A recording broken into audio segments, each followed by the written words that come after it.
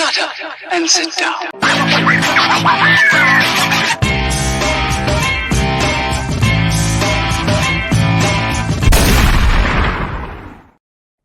Boom. What's up, Trinity? Hello, everybody. How you all doing? I'm the street certified dope Dr. Louis Delgado here with you, and this is Dope and Dharma. It's the couch live version of Dope and Dharma here on WOKB 1680 AM in the Central Florida area, and of course on FM it's 100.7 FM here in the Central Florida area. And like I said, my name is Louis, and that's Trinity, the Dharma guy. What's up, brother? I'm well. I'm a 49ers fan, so I'm extremely happy. You had to throw that in? Yes, I did. All right. Well, you know, NFC champs about to be. Yeah. What happened to you? Got your Notre Dame hat on, don't you? No, this is my Key West hat. Oh, okay. I thought you had your Notre Dame hat on there for a No, second. you know what? I outgrew all my Notre Dame hats. Actually, they're all like fitted. Yeah, they didn't outgrow you. No. So, you know, but that's okay. I'm already on to baseball season, obviously, because we're no longer playing. The Steelers are no longer in it. So, you know, it's time for baseball again. Bring it on. Bring on spring training. Here we go.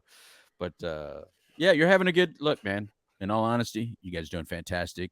The likelihood of you guys going to the Super Bowl and winning it all is really, really high right now. If I was a betting man, that's what I would bet on. But I'm not a gambler, Trinity. Not a gambler. I prefer a hater. So, well, it's I'm a doubter. I'm a doubter of you. Because full disclosure for those of you who don't follow us on social media, I am 9-1 in this year's playoffs, and the only game I lost was the one game I wasn't sure about, and that was the Bills and the Chiefs. So I'll take that L. That's fine. 9-1, and Louis, what is your record? 1-9. It's terrible. But mine's a want. Those weren't picks like the gamble. Those are wants. No, you know what? You did great trying to pick the losers, man. I think that's what it was. I picked everything that I wanted, but apparently I'm not allowed to have nice things this year. So it was everything that I wanted. You know what I mean? It was, and apparently what I want is not what's supposed to happen. And you know what? Going with that theme, Trinity, that's the way life could be sometimes. You don't always get what you want. You know, you get what you need. And maybe what I needed was, a different outcome. And so we have Ed Walls on Facebook Live already saying our Steelers were no-shows. They were, Ed. Yeah, they were. They were no-shows. But I'm so optimistic for next year. But that's the other show, man. That's when we're talking sports. If you want to watch that, you know, you could follow. Tell them how they can follow us on Dope and Dharma, and they can watch one of the sports shows, and we can talk about it. Yeah. You can check us out, Dope and Dharma, on YouTube Live, Facebook, and Instagram. And you can follow us personally. He's at the Dope Doctor. I am at the Dharma Guy. We post all of our shenanigans on social media. Right. So, yeah, that's what it was. It was Steelers were no shows. That's right. And then you guys have been showing up. That's what it makes it hard to go for the Ravens. I don't want Ravens to win. I don't want you to win either. So I'm going to have to go Detroit all the way. Detroit all the way now. Niners all the way, baby. Lions. I got to go for Lions because, you know. It's going to be our year. I can feel it. I believe it's going to be our year. All right. Well, let's do that transition, Trinity, because believe is the topic of the day. And do you know why that is, Trinity? Why I wanted to talk about believe today? Because it's usually associated with holidays and not with recovery. Right. Well, it's associated with Christmas.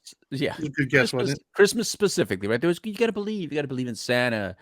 You know, and in faith, you got to believe in God, you know, and then in football, the Bills took it over. And then you got to believe, you got to believe that, you know, the Bills are going to make it all the way. Well, you know what? In recovery, you got to believe too. And a lot of people don't, Trinity. Unfortunately, you know, addiction has a way of just kicking you in the teeth really hard, right? It has a way of beating you down. Mental health in general, not just addiction, but any kind of mental health issue, depression, anxiety, for those of you out there going through a divorce, going through a breakup, going through job insecurity, home insecurity, food insecurity, whatever it is, it's very difficult to get positive minded or to hear anyone kind of giving you positive words when you don't currently believe. Here's what you believe. You believe that everybody needs to just leave you alone. You believe that life sucks. You believe nobody cares. What you tend to put focus on and belief into are very negative ways of thinking. And instead of believing, no, wait a minute. First of all, healing happens. Recovery is possible. And not only can you have it and achieve it, you will, should you just take some of the feedback that's being given, look within yourself, and just follow a few little steps of action behind it, and don't ever, ever, ever give up. So that's kind of the theme I wanted to talk about today, Trinity, about the belief and how powerful believing is. I mean, you're a spiritual advisor to people. Let's kick it off with some of that. Spiritually, when I say the word belief, how important is that when you're dealing with a client and you're speaking with someone and helping them through some things? I think the way I approach the belief thing is it kind of, for whatever reason, oftentimes the positive is just as likely to happen, but we tend to focus on the negative stuff because it's easier, right? Like it's easier to focus on the negative, right? Because it hurts, right? Like it hurts when you get excited about something, and you get fired up, and you look forward to it, and you plan all the stuff around it, and then if something happens and it causes that not to come to fruition, it stings, man. It hurts, and people don't want to feel that. And for some reason, we've conned ourselves into truly thinking that if I just think the bad, when the bad comes, it's going to hurt less. But in all actuality, it hurts the same. You just didn't get the pleasure of dreaming, right? Like, because the not happening still hurts. Whether you thought it was going to, or whether you thought it was not going to, it still hurts. Right. But at least in this side, if you dreamed it, you at least had those moments of hope, and you had those moments of dreaming. At least over here, you didn't get that, but you got all the bad. So it's like we convince ourselves that for whatever reason, that if we just don't believe in it or whatever, it's going to hurt less, and it doesn't. It hurts the same. It hurts more. And you just extend the days of failure, like you extend the days, like because so even before the end result is there, you're already existing like you lost, like you failed. So you're living in in the same emotion as if it's gone. As if it's not possible. And I think you're right. I think a lot of people say, I'm just being real. I'm just being honest. Yeah.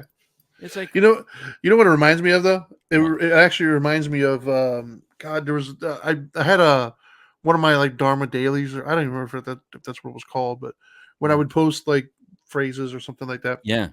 One time I posted a thing, and I don't remember the verbatim, like what it said, but it was essentially saying, let it go, right? Just let things go. And then somebody posted a comment and they said, I wish it was that easy. And I said, and my response to that was, well, it is that easy. Mm-hmm. I was like, because not, and their response to that was basically saying, well, it's hard or whatever. I was like, yeah, but pick your hard. Because I would think holding on to it is hard too, isn't it? Like, isn't it hard to live with whatever that was and hold on to it? So it's like, you're going to pick your hard, right? Like, it's either hard to hold on to it or it's hard to let go of it. So for me, if they're both hard, well, then let me look at the benefits, and what's the benefits of holding on to it? There really isn't. The benefit of let go of it is you free yourself of that. So in this case, the belief, it might be hard to believe, but it's also hard to live a life with no belief. 100%. So pick your heart, man. And for me, it's I like the benefit of excitement. I like the benefit of hope. We've talked about it on this show. I used to think it was easier just to stay the same, be the knucklehead that I was, commit the crime, get high, do whatever. And no, because I remember when I was going from hotel to hotel and running and hiding and, disguising and using fake names and aliases, that was hard. But like you said, both can be hard or both can be easy. Well, if you practice the negative, it becomes easier because you practiced it. So if you're out there and you think, oh, no, see, it's not that easy. Well, you've made the negative easy because you've practiced it so much. You've practiced and embraced it and focused on it and put a lot of attention on the failure part, on the part where you weren't successful. And so when you put so much attention on that, that's why it feels easier. I would argue it feels second nature. No, it's 100% not easier. It's definitely, it feels it. It's a perception thing. Yeah. But you forget that you practice that. You actually manifest it. You practice it. You think about it. Matter of fact, you see it before it comes. How many times have you heard somebody say, dude, I knew I was going to get arrested. I knew Yeah. that it was going to be a problem. Like there's people that'll act like they knew that it was going to be a bad day. Well, if you start off that way, how do you know you didn't create it? Right.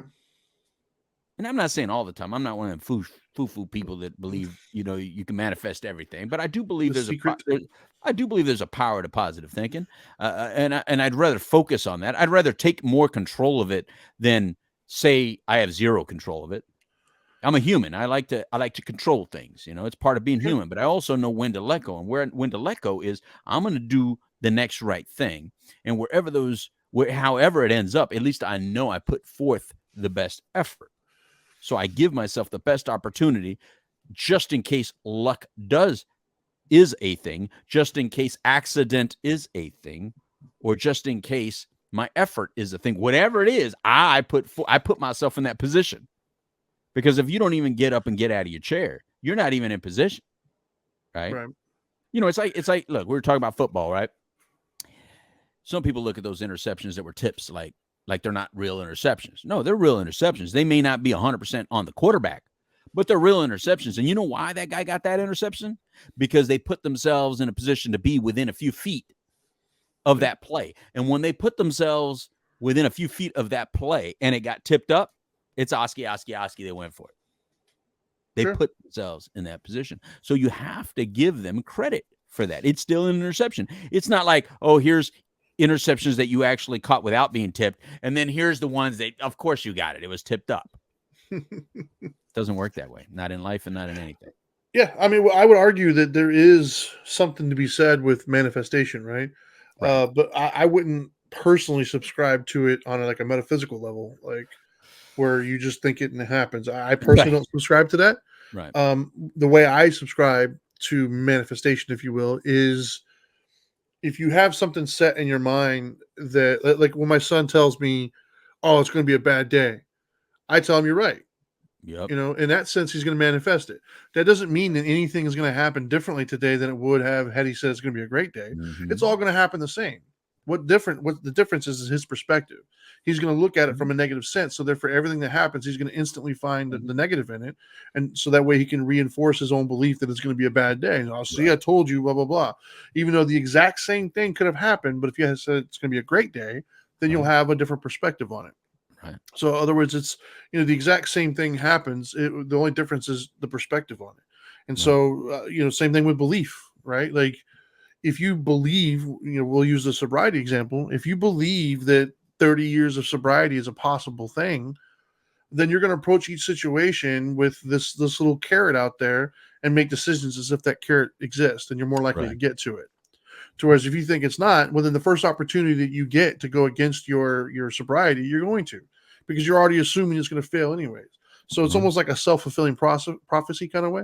Mm-hmm. And so I don't think some metaphysical, manifestations just happens like you just sit in your bed and think about it. I just think that the brain is such a powerful thing. Like it's incredibly powerful. And like, I mean, there's people who have nothing wrong with them, but will actually fail tests as far as if they're sick. They'll show us, because in their mind they think that they're sick. So it's like, well, are you really sick or not? Right? Like you don't test as sick, but you're shown the symptomology of sick. So I mean, if you believe you're sick and you act like you're sick and you got the symptoms, well, then you're sick. Right. And so same thing with the mind. Like if you believe it can't be done, then you're right. You're gonna subconsciously make sure that you do everything you can to end up right. And so for me, I think that's where belief comes in. You got to see the path. You got to see the path forward, man. Like we're in a political season right now, right? So people say, why did this candidate drop out, or why? Because they didn't see a path forward. And if a candidate can't see a path to victory, they have to make decisions. Sure. And we're all in that situation all day long, right? Where if we don't see a path to getting what we want, sometimes we quit. And I guess what I'm saying is just look at those of us that have been able to be fortunate enough to be sober, whether it be one day or whether it be 365 or whether it be years. What makes anyone different than you? What have you heard our stories? Have you seen us. We're not smarter. We're not wiser. We're not anything different than you, other than we have what you want. But you gotta, when you see somebody that has something you want, don't ask yourself, how can I take that from that person? You ask yourself, what is it I can do similarly to obtain that same outcome? Because that's the outcome I want. But some of us, we get stuck in jealousy, we get stuck in hate, we get stuck in blaming, we get stuck in feeling that somehow that person has some sort of advantage over me, which is why they have it and I don't. Somehow that person has some circumstances that I don't have, therefore that's why they have it and that's why I don't. Some of us like to blame some of our own personal circumstances, but who doesn't have that kind of story, Trinity? Who doesn't have a story of, oh, but look at my mom, look at my dad, look at my family, look at my money, look at my color, look at my race, look at my height, look at my sex, look at my this, look at my that. We all can say that about something. About something. So if you get stuck in looking at some sort of reason why you don't have it, then what you're not doing is you're not putting any attention on your personal effort. And that's all you can do, really. And that's really all this is about today, is just, look, I know it's difficult to put something down, especially when it creates so much comfort for you, especially if you've been drinking your whole life. And no matter how much negative has come with the drinking has also been that friend. Like, we all have that friend, right? They're real good. Yeah, I know he's a liar, but he's a good friend. Yeah, I know he's a thief, but yeah, he's a good friend. Yeah, I know he doesn't treat all women that great, but he's my good friend. You don't know him like I do. Like, we all have that friend that we hold on to, even though he's really not friend worthy. Is that why I'm not invited to the house parties anymore? You could have told me off air, bro. Like, yeah, well, I choose to do it on the air, Trinity. Accountability, man. Yeah, that's right. But we all know that person, right? Yeah. But yet we continue to invite them over and be close to them instead of just understanding, look, this person's just not good for me. It's toxic. Well, sometimes we're our own toxic friend, right? We're our own person that's not being good to us, and we need to be honest with ourselves about what's not working. What is it that's not personally working? But before you can even get there, you just have to believe that you deserve what's up there. Like, have you've been noticing the posts that Daryl's been posting lately? I have not. He's been doing a lot of reflection, and God bless him, man. He's doing a lot of reflection because the Mets have finally decided to retire his number. Right? I did see that. You're right. So because they've decided to retire his number, and he's been going through this spiritual journey for years now, you could just see, even within his preaching and within his posts, that he's reflecting a lot. And he's very grateful to those that have been there within that path, because it's not an easy path. Everybody loved him when he's playing baseball. Everybody loved it. Even when he was screwing up, people loved it. Doesn't matter. As long as you're hitting home runs, as long as you're famous, as long as you distract other people for their own miserable lives, and you can look at him and go, ah, ha, ha, ha, and laugh at him, he's entertaining. But as soon as he went out there and started being like, Jesus, God, all of a sudden, where'd everybody go? All of a sudden, there weren't a lot of people as equally around. First of all, they doubted that he was even going to make it. They doubted that he was being truthful and honest, because he had been such a liar, because he had been such a person of vanity and abuse and excess. Right. He went through a lot with that, man. And so it's beautiful to start seeing his following numbers go up, to see his videos now getting more attention, to see him getting more acceptance within all the communities about who he is today, because that's who he wants to be. That's what he is. He's a man of faith today. So I look at someone like that and say, wow, man, he may have had a beautiful vehicle that he used to get notoriety or gave him notoriety, but he doesn't rely on that, man. That man is out there every day in a different city, different town, preaching at a different church, because that's what he believes. And he believes that, look, of all the things out there that existed to try to help me not be the liar, the cheater, the abusive man that I was, I found all of that beauty in my faith. I found all of that healing within my faith. And so that's where I'm going to put all my attention. I mean, if that guy can get it, who can't? Who can't? Yeah. I don't turn on the TV and see every show making fun of me. I didn't turn on I didn't have every ESPN announcer predicting my death and downfall and saying, "Oh, what an idiot. Look, he threw everything away." Can you imagine seeing that kind of negativity? Some of us are out here complaining just because a co-worker said something, or a boss doesn't appreciate me, or my ex-wife said that. This dude had the whole world was saying stuff. And there's a lot of people like that, not just Daryl. There's a lot of them. Yeah. And yet he believed enough in himself, and now he's sharing that belief with other people. And it's things like that, Trinity, that it makes me think about this topic today, about all that belief. Sure. I see we had some people chime in with it. They're chiming in about a couple of things, right? I see at least one comment about my hat, right? Because I see Richard Coleman up there in what is he, in the Carolinas? Yep. Why can't I show it? I don't know. It's not clicking for me. Trinity, can you show that? There you go. You just put it up there. Go Braves. Yeah, whatever. Yeah. And then Leo says Chiefs Braves don't need my help. Right. You got Chiefs Kingdom. Leo says Chiefs Kingdom. Yeah. Yeah. I don't know. I think so. While you were talking, another thing that popped in my head, a couple things popped in my head. It started out with I think I saw a couple days ago a Nick Saban quote that says, "You can feel the pain of success or the pain of failure." Right. And meaning, to be successful, there's pain, there's sacrifices that have to be made, there's due diligence, there's hard work.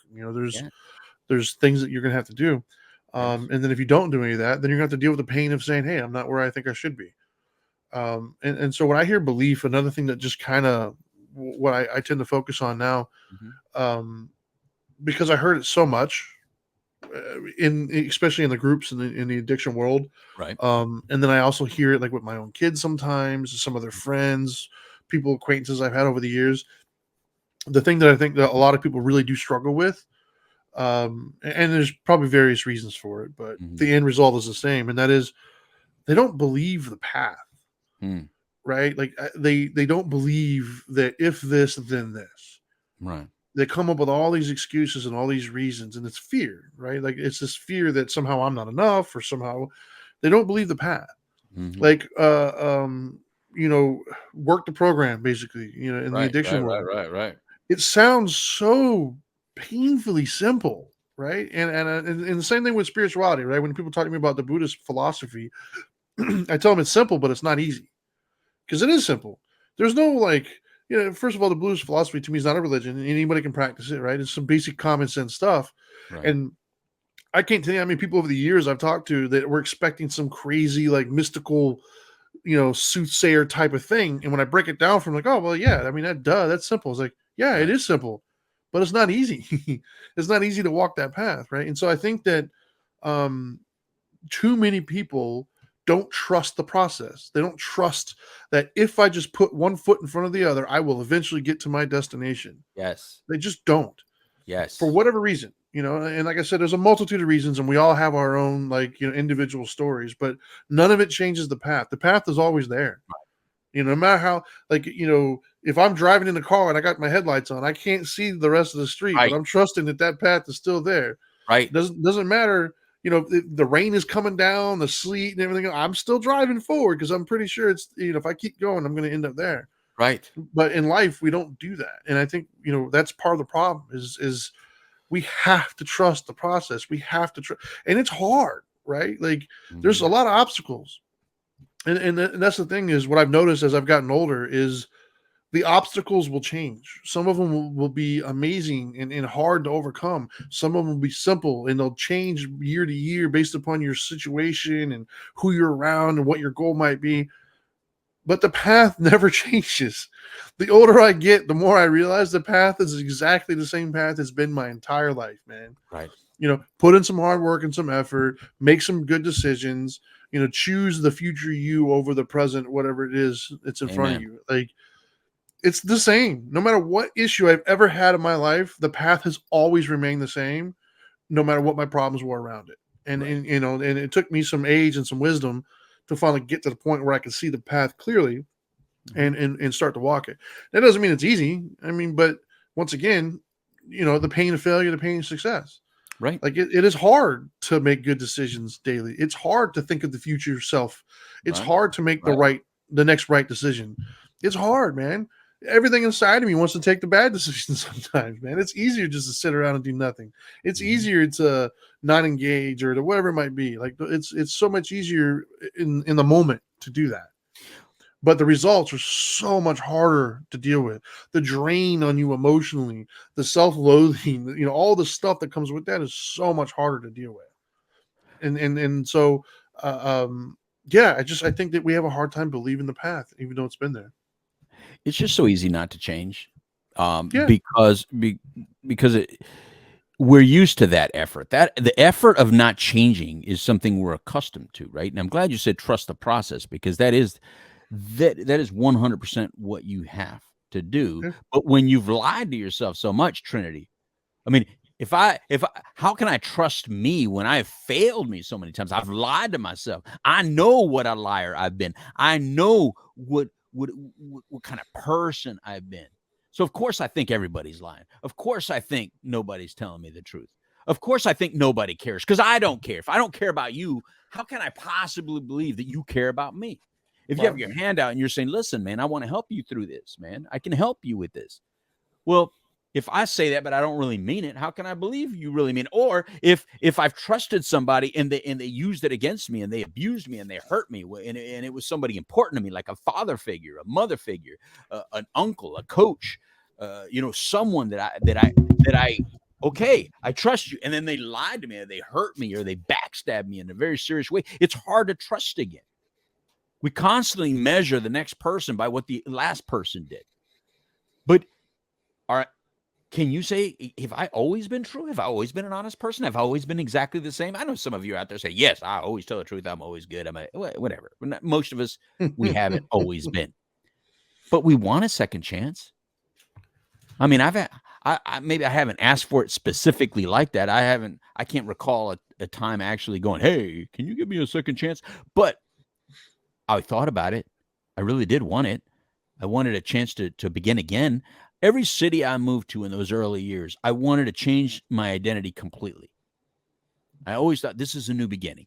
I tried that geographical change, right? That they say doesn't work. I've tried that, because I wanted the geographical change to allow me to go to a new town, new city, a new beginning where nobody knew who I was, how I was, so they wouldn't use it against me. I tried that.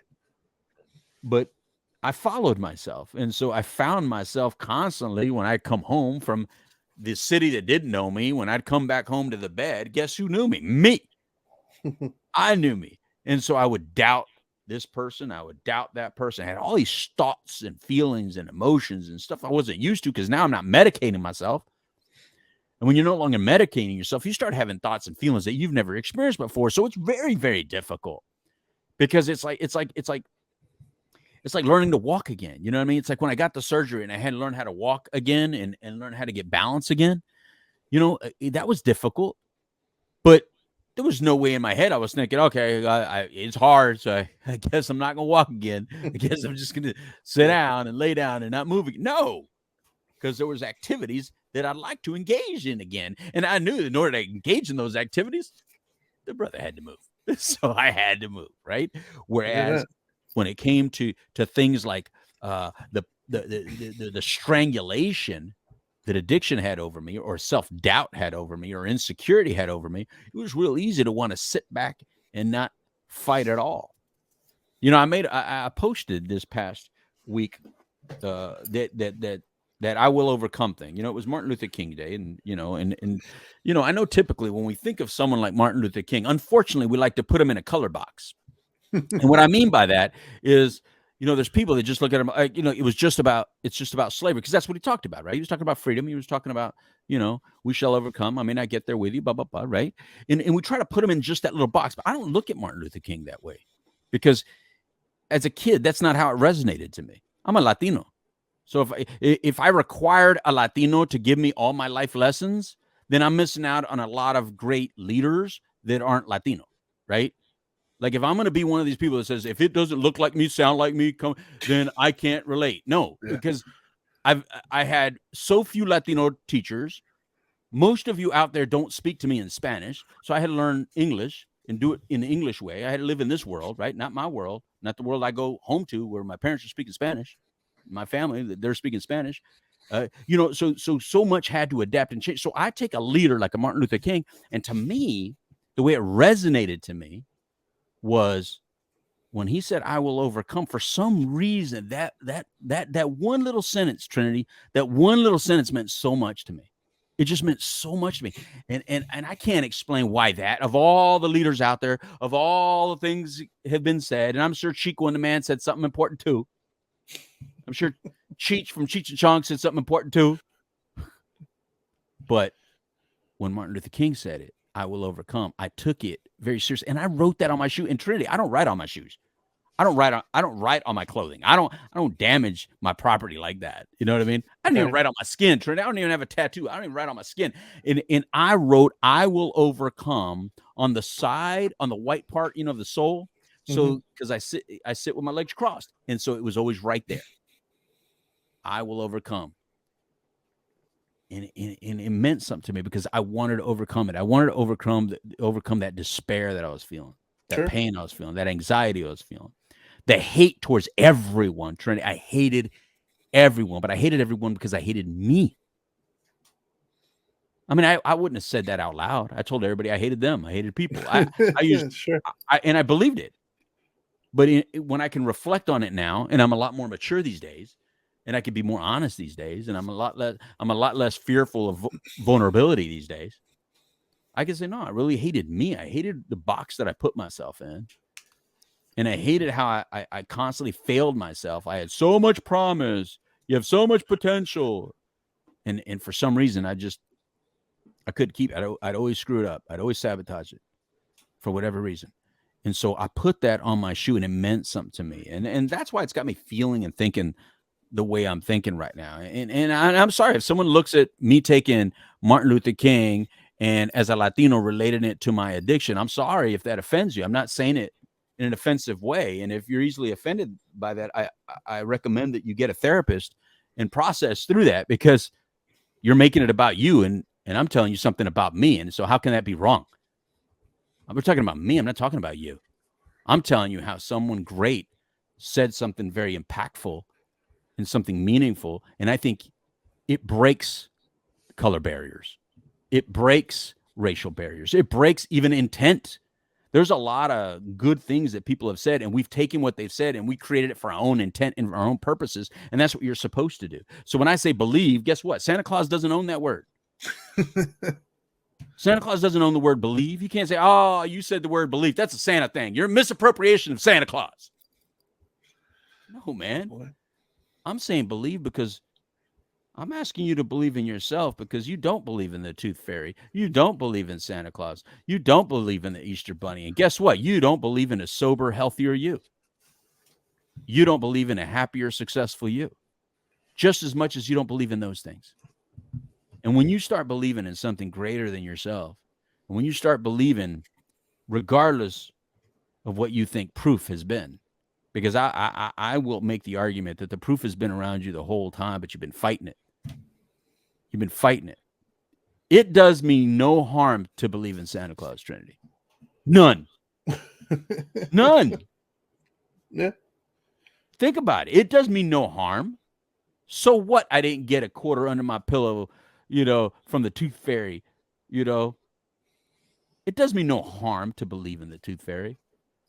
But more importantly, it does me no harm to believe in a power greater than myself, and that power greater than myself didn't have a creative process going on that says, I'm going to create this one person and make that person be a failure and make that person be, underdone.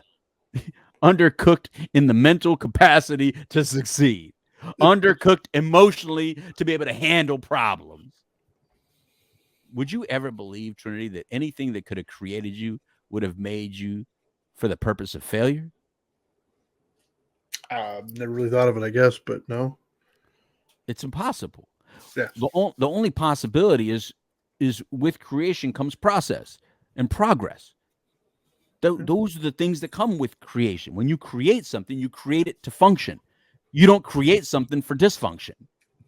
So it doesn't matter who and what created us. It doesn't matter what purpose it created. We just know that the purpose wasn't dysfunction. It wasn't hate.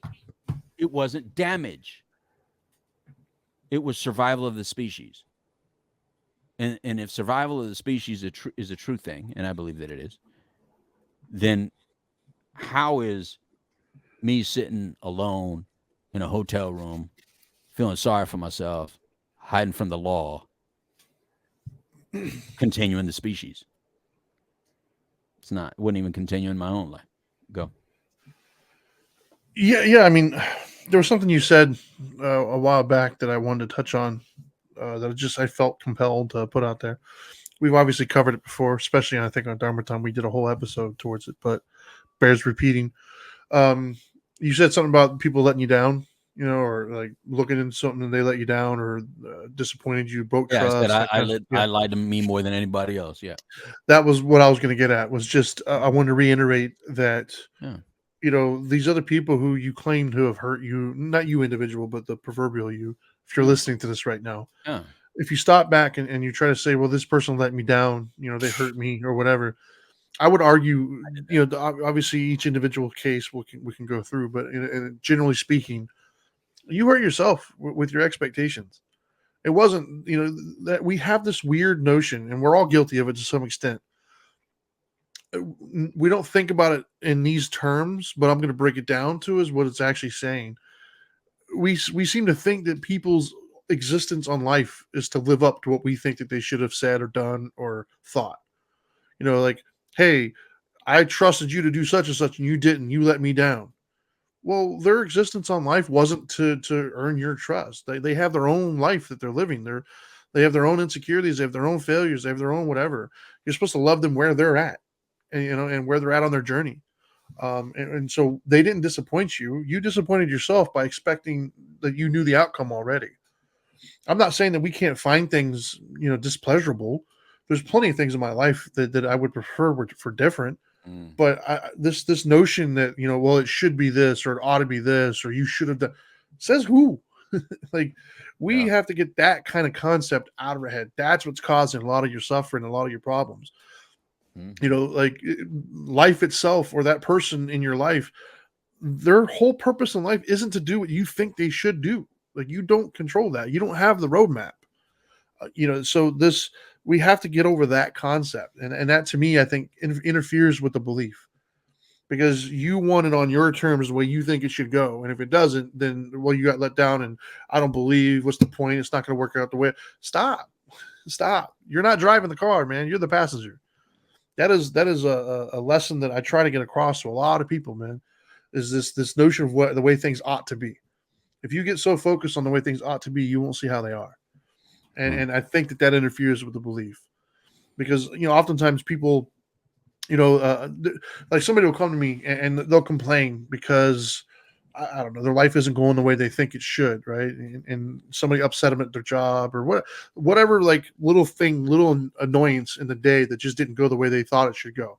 Now, I'm not talking about anything major, like their daughter didn't die today or something, like just minute things that we find ourselves really upset and irritated about. We start to focus on it and think our whole day sucked. But yet you'll come home to like a loving family. You'll come home to a roof over your head, turn on your Wi-Fi and your TV and eat dinner. For some people, that's a pretty good life, right? Like, you're not really struggling for things. You appreciate what you have. And so this notion that well, I'm not going to believe because it didn't work out the way I wanted it to, like, stop, because you can always nitpick things. Right. And I think that also interferes with the belief, because if it doesn't turn out the way we think it should, then somehow it didn't work or we don't believe in it. Right. Like, and like, go ahead. Go ahead. No, go. I was just like, in sobriety, for example, I've known you for a long time and you've never been to an AA meeting that I've seen, or an NA meeting, right? Like, I'm sure you were many years ago before I ever met you, but I talked to a lot of people, especially back in the day at Tropical, who knew you, and they would always say, well, Louis doesn't go to meetings and stuff, wherever, right? And I was like, but that's him. And he's also been around for 30 years. Like, that's not what your path is going to look like. Stop trying to bend it to make it look the way you want it to look. Just follow the path, believe in this case, right? But because it didn't look the way they wanted to look, they thought that they can control what their path looks like. Stop. Right. Stop. Right. I'm also not a churchgoer every Sunday, but I say amen and I pray and I do all that stuff. I mean, listen, people, when we're talking about belief in this, I mean, you just got to believe that you just got to know that what you're doing right now may not be working. You know what I mean? It's easier to look around your situation and be like, are you exactly where you want to be right now? I mean, I think most of us can always find something to improve, right? I mean, I've been in some of the cleanest houses on earth. Mine's not one of them, but I've been in some of the cleanest houses on earth that look like my parents' house is like a museum, right? And do they have the plastic on the couch? No, but if I would say something like, you know, I got to go home and clean, they'll say, oh yeah, us too. This place is a mess. And I'm looking around going, our definition of messes are clearly very different. What I'm saying is you got to understand that your lens is your lens. And that may not be the way I see it. So if that's true, if we can both see the same thing and see it differently, that means you can also learn to see your situation differently. Are you comfortable with the way you're currently seeing your situation? Do you like the emotion that you get out of viewing yourself the way you're viewing it? Is it working for you? Like if you find yourself blaming others and feeling like a victim and feeling like I can't talk the way you're talking around my boys, like they would laugh at me. I can't be all that serious. I got to just joke around. And yeah, you know, me too. That's why I healed away from them. So now I can call them and joke like that, but we don't talk emotionally deep with those dudes. That wasn't their purpose in my life. But I still love them. I still care for them, and they still care for me. But we're not there to help each other heal. We were there for whatever reason, and it was good for what it was good for. But it wasn't for that. And I would strongly suggest that if you're in one of those places, because you said something real important. You said, you know, if you look around, you got a place to sleep, you got food and all that stuff. Well, there might be somebody out there saying, why don't? And you know what? If you don't, the Salvation Army has a home for you. And you're still alive to acknowledge that. Yeah. So you can, you know, you may choose not to go and knock on the door of the Salvation Army and ask for a place to stay. But that's a choice you're making because they have a home for you. You can go there and they're very accepting and they're open for you. And you just have to, you know, follow some simple rules. That's it. They even have jobs that you can do should you want to work, should you want to contribute. I mean, there's so many places like that. I'm not just trying to single out one. I just know that one is available, but there's a lot of stuff out there like that. But here's what I do know. If you don't change anything, then nothing changes, right? We all know those simple little proverbs, right? Nothing changes if nothing changes, right? Stop doing the same thing, expecting different results. We've heard all these things. Yeah. The corny sentences, the corny things work though. The corny things work. All the cool things get you locked up. That's where all the cool kids are. Yeah. They're locked up. Because that's what being cool does. And being corny and geeky and nerdy gets you owning and running multi-million-dollar companies. Clearly. Like we see it. We see it. And yet instead of like saying, oh, I got to look at how to mimic that, we're like, nah, I'm going to stay doing what criminals do. I like that outcome better. Feels better. Okay. All right, you go ahead and enjoy that. But if you want to believe in yourself and you want to do different, 833 Now Matters, that's a good start. 833 Now Matters, or go to nowmattersmore.org. We got a golf tournament coming up April 29th, people. April 29th, where our good friend Daryl and many others, like, you know, Chucky Atkins will come back out. Dante Culpepper is going to join us this year. Going to go golf with us. So 429, you know, going to be at Red Tail Country Club, Golf Club. Go to nowgolftournament.org. That's nowgolftournament.org, and go ahead and register. And Trinity, any final words before we sign out? Yeah, man. Just belief is an important thing, no matter how you use it. So if you believe you can, you can. If you believe you can't, you can't. Right on. Well, you said it best. So now we just got to kick it back to WOKB. Remember, we're on 1680 WOKB AM right here in the Central Florida area, and of course 100.7 FM on that particular dial, Trinity. But so now we got to kick it back to Shaw. Shaw, you take it away. Adios, amigos. It's time for a taco. Goodbye.